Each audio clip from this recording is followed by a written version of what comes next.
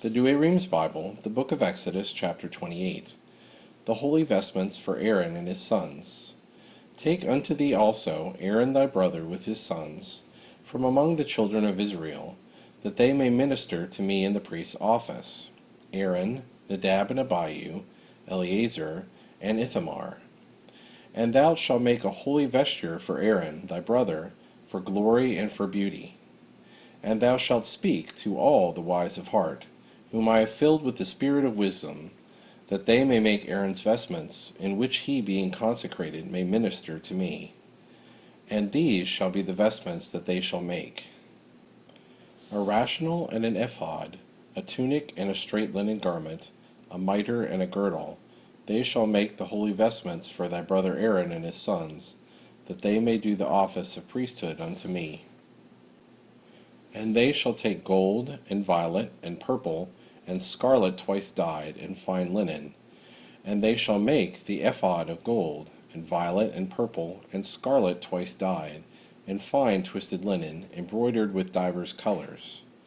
It shall have the two edges joined in the top on both sides, that they may be closed together. The very workmanship also, in all the variety of the work, shall be of gold, and violet, and purple, and scarlet twice dyed, and fine twisted linen.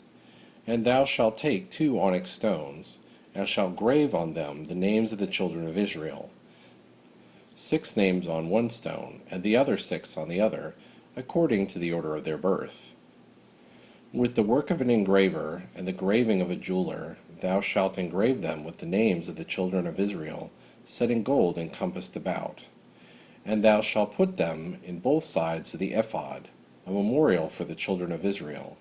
And Aaron shall bear their names before the Lord upon both shoulders for a remembrance. Thou shalt make also hooks of gold, and 2 little chains of the purest gold, linked one to another, which thou shalt put into the hooks. And thou shalt make the rational of judgment with embroidered work of divers colors, according to the workmanship of the ephod, of gold, violet, and purple, and scarlet twice dyed, and fine twisted linen. It shall be foursquare and doubled. It shall be the measure of a span both in length and in breadth. And thou shalt set in it 4 rows of stones. In the first row shall be a sardius stone, and a topaz and an emerald. In the second a carbuncle, a sapphire and a jasper.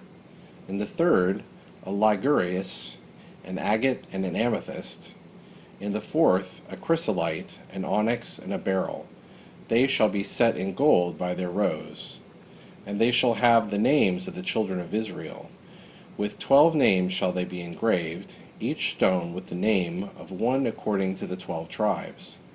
And thou shalt make on the rational chains linked one to another of the purest gold. And 2 rings of gold, which thou shalt put in the 2 ends at the top of the rational. And the golden chains thou shalt join to the rings that are in the ends thereof. And the ends of the chains themselves thou shalt join together with 2 hooks on both sides of the ephod, which is towards the rational. Thou shalt make also 2 rings of gold, which thou shalt put in the top parts of the rational, in the borders that are over against the ephod, and look towards the back parts thereof. Moreover, also other 2 rings of gold, which are to be set on each side of the ephod beneath, that looketh towards the nether joining, that the rational may be fitted with the ephod, and may be fastened by the rings thereof unto the rings of the ephod with a violet fillet, that the joining artificially wrought may continue, and the rational and the ephod may not be loosed one from the other.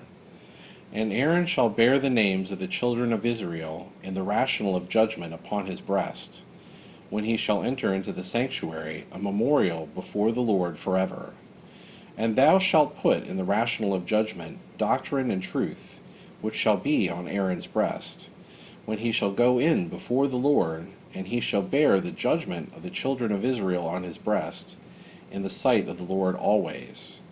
And thou shalt make the tunic of the ephod all of violet, in the midst whereof above shall be a hole for the head, and a border round about it woven, as is wont to be made in the outermost parts of garments, that it may not easily be broken. And beneath at the feet of the same tunic round about thou shalt make as it were pomegranates of violet, and purple, and scarlet twice dyed, with little bells set between, so that there shall be a golden bell and a pomegranate, and again another golden bell and a pomegranate. And Aaron shall be vested with it in the office of his ministry, that the sound may be heard when he goeth in and cometh out of the sanctuary in the sight of the Lord, and that he may not die. Thou shalt make also a plate of the purest gold, wherein thou shalt grave with engraver's work, holy to the Lord. And thou shalt tie it with a violet fillet, and it shall be upon the mitre, hanging over the forehead of the high priest.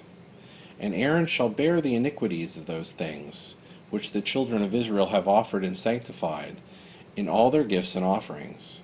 And the plate shall always be on his forehead, that the Lord may be well pleased with them. And thou shalt gird the tunic with fine linen, and thou shalt make a fine linen mitre, and a girdle of embroidered work. Moreover, for the sons of Aaron, thou shalt prepare linen tunics, and girdles, and mitres for glory and beauty. And with all these things thou shalt vest Aaron thy brother, and his sons with him. And thou shalt consecrate the hands of them all, and shalt sanctify them, that they may do the office of priesthood unto me. Thou shalt make also linen breeches, to cover the flesh of their nakedness, from the reins to the thighs. And Aaron and his sons shall use them when they shall go into the tabernacle of the testimony, or when they approach to the altar to minister in the sanctuary, lest being guilty of iniquity they die. It shall be a law forever to Aaron and to his seed after him.